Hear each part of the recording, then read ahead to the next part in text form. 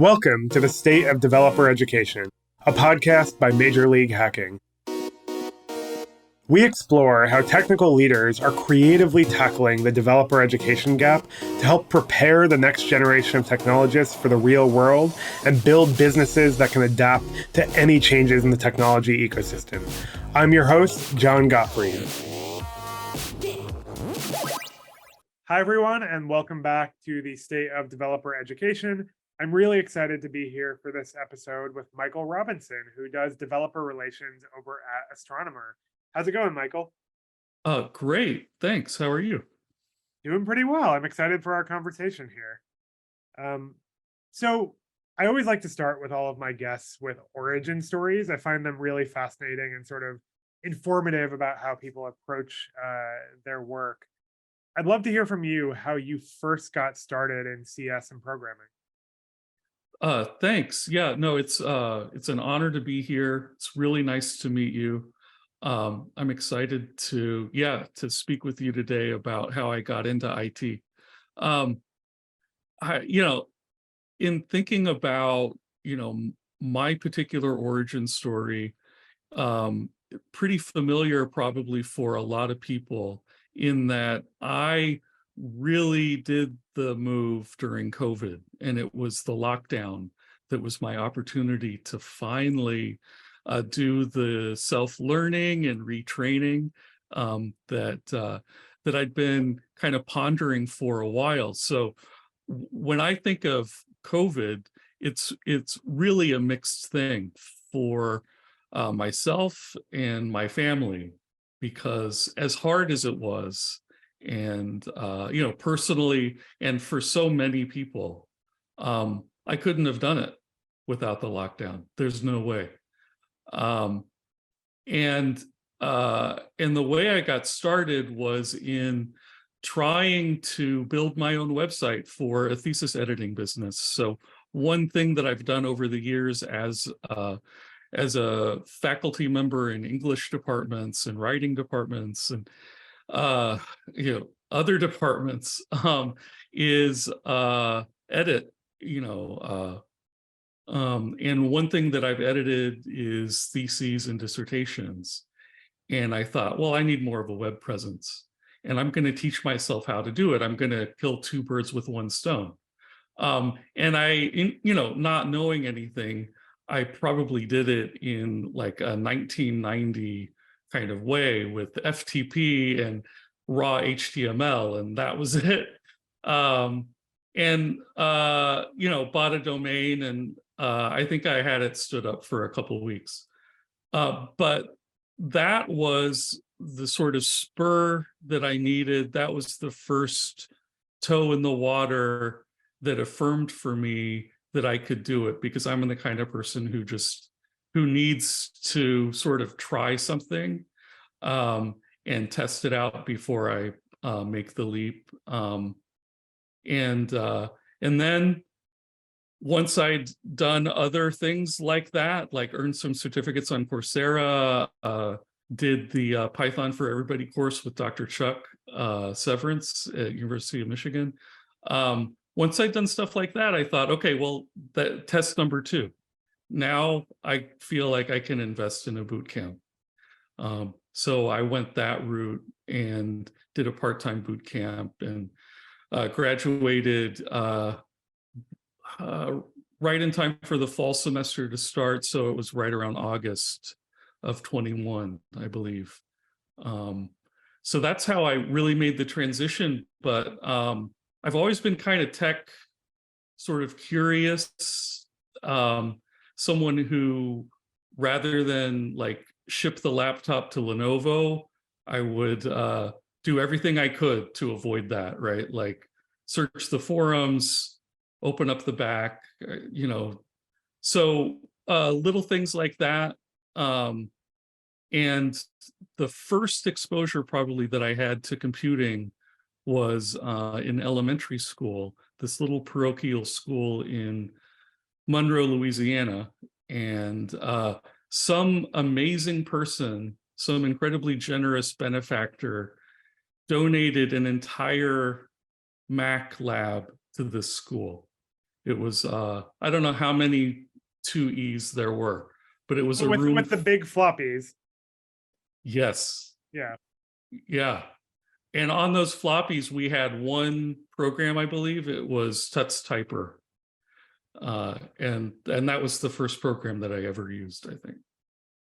Wow. So, I mean, you kind of alluded to this a little bit, but up until about 2 years ago, your career was in academia, right? Like you were a teacher, you have a PhD from what I could tell. You Mhm. were pretty deep in literature and writing as a pursuit, which I think most people would think of as pretty far removed from being a programmer. Like why make that leap? Like you kind of talked about, the immediate need of putting together a website, but doing a major career transition is obviously quite a bit bigger than, learning how to put together a website. Yeah, no, that's a great question. And I don't know that I've ever formulated an answer to this. So I'm not sure what I'm going to say actually, but um, I think that process of just trying something for fun awakened something like an interest that I didn't even know I really had. Um, and it turns out, I think that I'm, much, better suited to engineering and coding than I was to English. And so it's no surprise that I made the switch, in hindsight, but hindsight is 2020. And until then, I was really deep in English and these related fields where I was doing research and teaching and some administration and a large part of it was also the fact that to me, tech was a living, thriving field with opportunity. And English was a dead or nearly dead field without opportunity.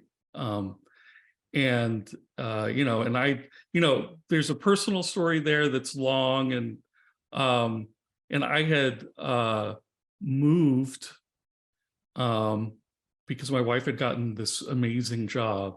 We were both in higher ed, and she'd gotten this amazing job, and I decided that I'd make the move with her, and that was a factor too. It's like, well, okay. Um, that was a tough moment professionally for me to try to find work in higher ed in New England after living in California for a long time. So it was a whole like set of factors that went into the decision. But at the end of the day, I think the reason it suited me was because for reasons I wasn't even aware of at the time, I think it was a good fit. Yeah, absolutely. It's interesting. Like most of the work that we do is with undergrad students, right? So people who are, let's say, between the ages of 17 and 22, going to university for the first time, pursuing computer science as their first career.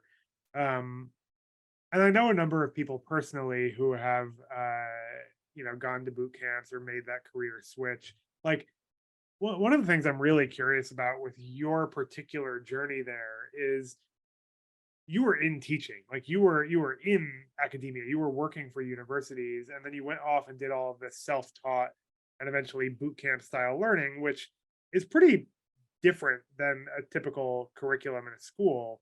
Um, what was sort of your reaction to the style of educational like material and learning opportunities that were suddenly at your disposal there?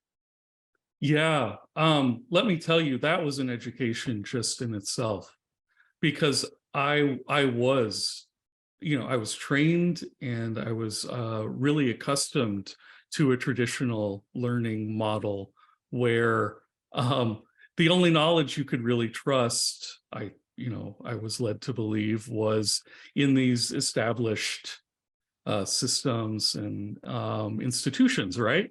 Um, And one thing that I'm really glad that I learned from this experience is that there's so much knowledge, there's so many amazing resources that are outside of those established streams, right?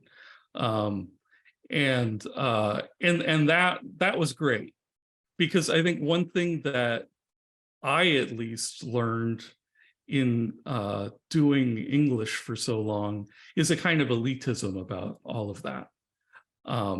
It's kind of baked in, and no surprise there, right? Lots of reason that's the case, but that was certainly the case for me. And so I have a profound respect um, for people who make their domain knowledge public. Um, and people like Dr. Chuck, actually. I'm really grateful to people who put their stuff up on the web, who put their stuff up on Coursera. But in the departments where I worked and where I was trained, um, you know, unthinkable. Why would you do that? Right. There's a kind of career suicide in that, right? So Yeah, absolutely. It's one of those really kind of unique organic parts of the tech world, right? Like mhm. because of how it has evolved and how short a time period it's actually been around, there's almost like a necessity for self-documentation and education that, in the field of English literature, which has been around for many, many hundreds of years, like it evolved so differently and so gradually that perhaps it didn't have the same need, right? Like there's historical reasons why you have classroom education in that field, but for computer science, it's almost the opposite. Like computer science professors often struggle to keep up with the latest technologies and trends and methodologies there. And so there's like a really bizarre, like, I don't know, like I don't know. It's quite unique. I've never seen anything else like it in terms of other things you can learn about in general. Um, like one of the things I'd be really curious to hear from you about is like, okay, this kind of opened your eyes, right? This was totally different than your experience. You pretty quickly made that transition to DevRel, which for a lot of people is their second career after being an engineer, right? Like they write code and then they're like, oh, I really want to help and teach community members. But as far as I can tell, you jumped right into that. Was that a result of mixing those two kind of interests and backgrounds? Like, why DevRel as sort of a first exposure? Yeah, I was just talking about this with um, Ross Turk, who's the senior director of community at Astronomer, and he was telling me exactly the same thing, that in his experience over a decade plus, people in DevRel have come out of software engineering roles, and being sort of brand new, I wasn't aware of that barrier really, and I was applying like a mad person, right? I was doing at least 10 applications a day, and I was applying for anything and everything.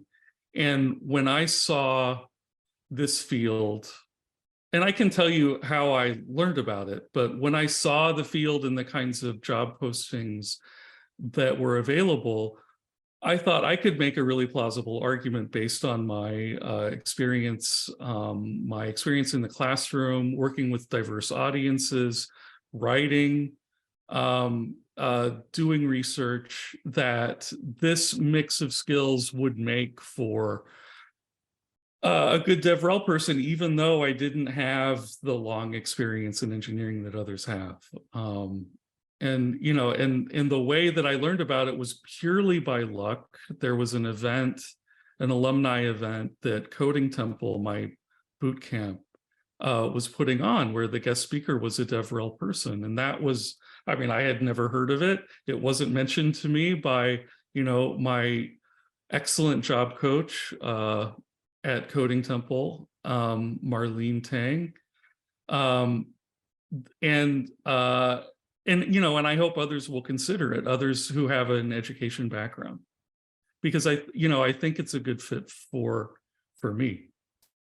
Yeah, I I completely agree. I actually have a history degree, and I had done some software engineering work, but basically went directly into DevRel because I had initially wanted to become a high school history teacher. And instead, Mhm. I was like, oh, there's this thing out there that marries these two different worlds I'm interested in. And it was very serendipitous for me as well. I'm curious, like, okay, so you went through this boot camp, and boot camps get a lot of flack, right? Coming from the traditional education background, it sounds like you mostly just had a positive experience and it was a totally different novel thing. You know, what are some of the things that you felt like boot camps did particularly well? And I'm curious, like, what are some of the things that, perhaps traditional classroom environments and curriculum do better? Yeah, that's a good question. I can't compare the traditional classroom for CS, obviously, to the boot camp. But in now having some experience under my belt, I can say that the boot camp was a good preparation in terms of the intensity. Um, uh, they just throw you in. Uh, you don't have a lot of background information. That foundational information you don't have. There isn't time to provide it to you, and you are expected to make up whatever gaps um, through self-learning. And I think that's a great model for the day-to-day work of an engineer. I mean, how often in building a project do you have to do that anyway? In learning to use a new tool or debugging something that isn't working, that's the process. And so there's you know not a lot of that context. And I, who knows, I probably have to do a lot more remedial work day to day than others. That's possible. But to just get a foot in the door, I feel like the sort of throw them in the deep end and sink or swim. Uh, it it worked for me, at least. And I'll be, you know, the first to admit that I'm very fortunate. I had a very supportive, continue to have a very supportive spouse. My wife has been incredibly um, supportive of that. So, I mean, could I have done it otherwise? I I don't know. I doubt it. But having another income in the household was crucial for me to be able to devote all the time that I needed in order to make the shift. And I was in a cohort with people who were working 9 to 5 and starting the boot camp at 5 p.m. and doing their projects late into the night, the entire weekend. And, my hat's off to those people. And they had a much harder road. Yeah, it's. I mean, I really resonate with what you're saying, and I think it's uh the further you get into life and the more responsibilities you have for yourself and others, right? The harder those transitions become. And I think that's often overlooked when people talk about boot camps and career switching, is the actual level of difficulty that's built into that kind of process for probably the majority of folks out there. So to get back to developer relations, you know, I understand why it made sense. I think it's a really like logical kind of like leap to be like, ah, yes, like I have these two things I can do. Um, I'm curious, like how a lot of the training that you described around how to teach and how to build curriculum have actually factored into the developer relations work you're doing at Astronomer. Yeah, I think in a lot of ways that I'm unaware of, the way that I interact with audiences and engineers is is is influenced by that experience.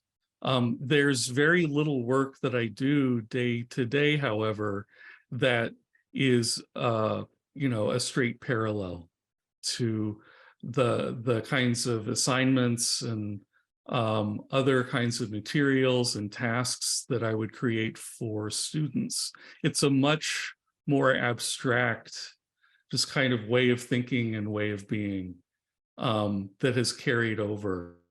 And I think some of the straighter, more direct parallels are in areas where I've got to write documentation and explain complicated concepts in a logical, easy to understand form for as broad an audience as possible, um, to kind of imagine where my intended audience is in relation to the knowledge I'm trying to give them, and what assumptions I can make and what assumptions I can't make. Um, all of those things are kind of part and parcel of doing the work of teaching and communicating to diverse audiences. And so the experience that I had teaching, doing other kinds of work at places where for example, the international student population was as high as 30%, or I was teaching in another country. Um, all of these experiences have been crucial. Um, but I think there's also just a kind of soft skill set that one gets in working with so many different kinds of people and trying to communicate with them and collaborate with them. I think that's really been helpful too. Um, the research process, the kinds of work that one has to do in making the most use of databases and the web to do your research in any kind of field, that carries over, right? Um, the filters that you develop in terms of being able to identify a valid source from maybe a source you should be skeptical of, all of that stuff, that's been really helpful. But I think Astronomer has probably benefited most directly from my writing skills, if I had to say. Um, and I'm really grateful that I was an English person for that reason. And had to kind of change registers and unlearn some habits because I think ironically English departments produce really bad writers. I think it's not not what you would expect. Oh, what do you mean by that? Because the criticism, um okay, I shouldn't generalize. The fields that I studied um were characterized by a lot of paradoxical, convoluted language, and the goal was to be esoteric, I think, on some level, to be as technical and precise as possible, to the point where being clear and straightforward was sort of secondary, if a consideration at all. And you can be cynical about that, and I don't want to be cynical about that. I think um, it's just very technical, very different. And I had to unlearn some habits. And I'm grateful for some other experiences I had just over the years working in a communication school for example, where I was working with psychologists and PR professionals and doing completely different kinds of writing. I think that was more directly relevant. So I'm grateful for those experiences as well. But yeah, I would say the writing skills in particular have been really key. It's very counterintuitive to me that having been in departments where like technical specific writing would not carry over well to actual technical subjects, right? Like I'm trying to like wrap my head around that a little bit, because when I think about um writing about technical, like software concepts, there is a lot of specificity you have to get to communicate well.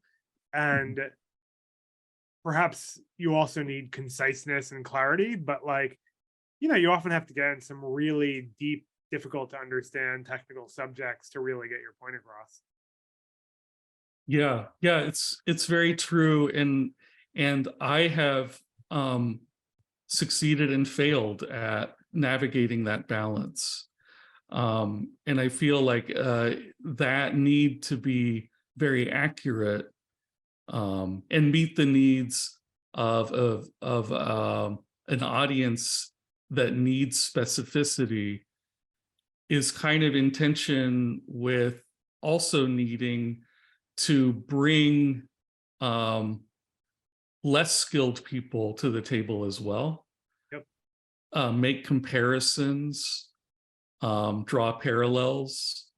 That kind of takes you out of the specific stuff. So it's a balance that I had to and am continuing to kind of navigate in writing blog posts, for example, about new features. Like it's kind of a funnel in a way. I start in a sort of general mode and then kind of drill down. And so I'm doing kind of both things in the same piece sometimes. Um, but English in particular is its own kind of animal. It's a very different kind of technical field, and there are subfields that are not as technical. There are subfields that are less self-conscious. Like I was reading a lot of stuff that was about language, and that is necessarily self-conscious. And so the mode of expression was kind of turned on itself.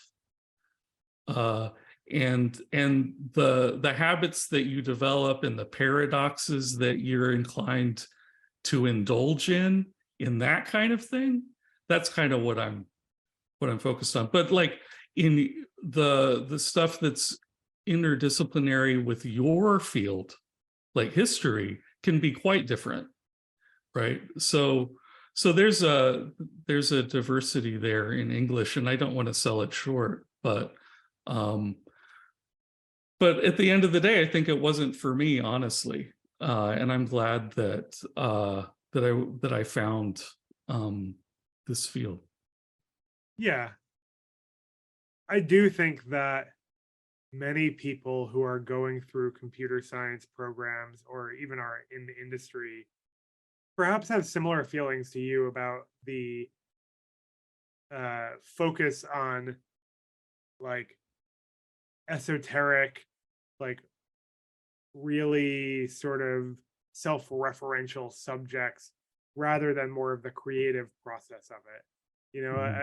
I think I kind of hear where you're coming from with English and linguistics and literature. A lot of those things are also quite evident in computer science programs when you really like get into it. And in many ways, like that's, I think, part of what boot camps really succeed at is like the hands-on creative component of it. And a lot of computer science programs don't quite get that far in teaching that. So, you know, I've read a couple of the posts that you've written, and they are quite easy to understand. I'm curious, like, when you think about developers as a general group of people, right? Like, is there some base level technical writing or English curriculum that you think, the average computer science student would benefit from? Oh, that's a great question. I think, in general, I'm a big proponent, I'm a big fan of having as large a context as possible, no matter what field you're in. And so, the more learning about other things, the absolutely the better. And and specifically in regard to um, language and writing and that stuff. Yeah, trying to think of some folks. I think the name is right on the tip of my tongue. Um, but someone like I'm gonna do a quick Google search. Yeah, please. Um, uh, Barbara Euland. Um, someone like this, she wrote a book called "If You Want to Write a Book About Art, Independence, and Spirit."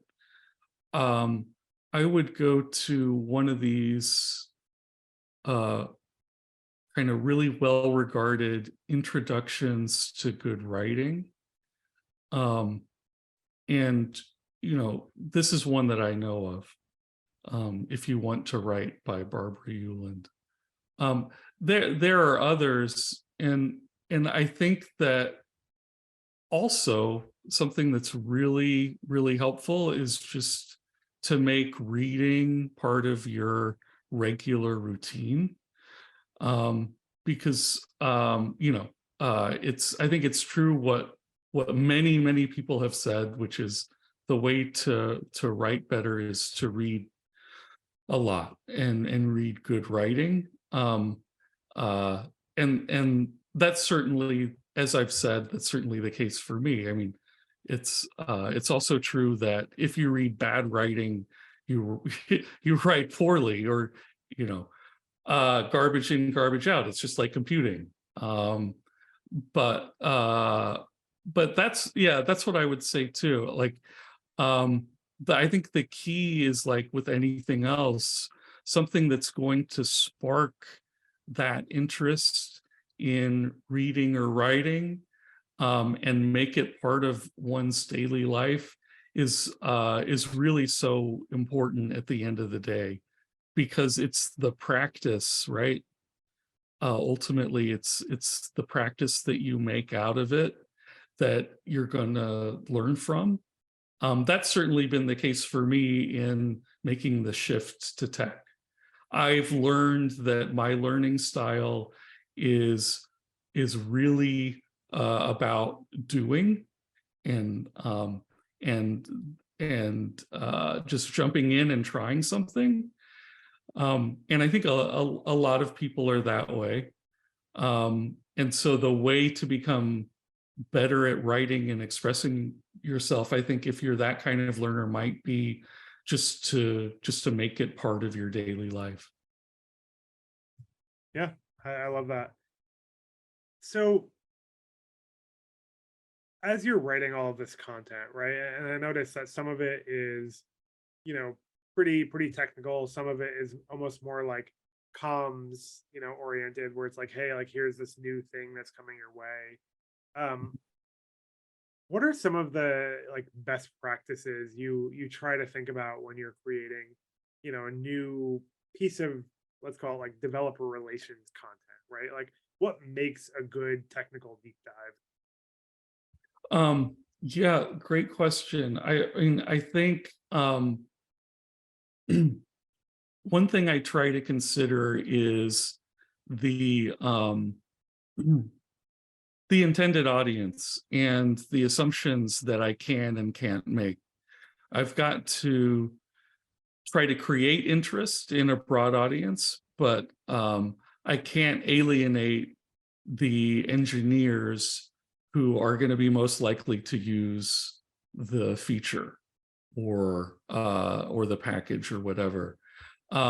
So that's something that I keep in mind. I also try to keep the expectations really clear, the focus pretty narrow, and include lots of links. So there's a sort of jagged binding surface, to use Ross Turk's, I borrowed that from him, expression. What does that mean?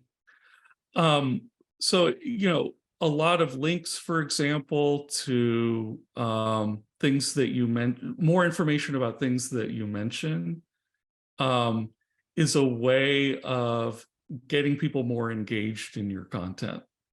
And if they see it as a resource that they can come back to for related information, then maybe they'll return to it again. Maybe they'll read all the way through to the end. Organization is really key. Keeping things pretty short and moving in terms of the sections. I try to be a little bit more journalistic and a little bit just briefer in general than I might otherwise be inclined to be. There's a way in which I'm gonna, if the choice is between absolute precision of language and something that is almost as good but more succinct, then I'm gonna go the latter. What does the like editorial and review process look like at a place like Astronomer? Well, on the open source side, I am fortunate to have a little bit more latitude and freedom. There are fewer gatekeepers in place. There's less of that kind of oversight and legal that you might have in other contexts. And so what we really stress is accuracy in terms of the technical content in description. And so, there are many reasons I'm really happy on the open source side of the house. One of them that you might not expect is just this relative freedom that you have in writing. But one thing that I'm really careful about is inviting as many people as I can to give feedback on the technical content. And and that's partly because I might be a little bit more confident than some of the people on my team as a writer, but I'm less confident than most people in terms of the tech. So, you're talking about open source, and I think in this case, you're probably talking about open lineage primarily. So did open source come up at all in your boot camp as like an actual, like aside from utilizing open source technologies, did open source as like a discipline or a stylistic like type of building software come up at all? Well, it was very practical when it did. And like you are saying, it was from day one, it was part of the process of creating projects. Right. We took an open source approach and we used Git and GitHub. That was from day one. But I think one thing that in my experience distinguished the boot camp from CS would have been the history of open source, the philosophy of open source, the politics of open source. All of that stuff, no, we didn't get into at all. I don't think most computer science curriculums do either, to be totally honest. I'm curious, like what's surprised you now that you are deep in that world? Yeah, one thing that was totally new to me was this idea that the commercial and the sort of more or less aggressively non-commercial approaches to software development could coexist in the same organization and be in tension. And that tension can be productive or it can be obstructive, but it's sort of there. Um, and it's sort of interesting. I really like the fact that there's all of this to learn about and experience in being on the open source side as opposed to the product side. Because you get a sort of bird's eye view in a way of the company that I feel like the folks on the product side might not get. And you get to think about all of these interesting ethical, political stakes, strategic kinds of decisions, get to interact with all sorts of parts of the organization. So I feel really fortunate just for that. And then there's just the fact that as a kind of lefty person, I get to be on the open source side. It sort of appeals to me just, for that reason as well. Yeah, I think it appeals to a lot of people, and it's really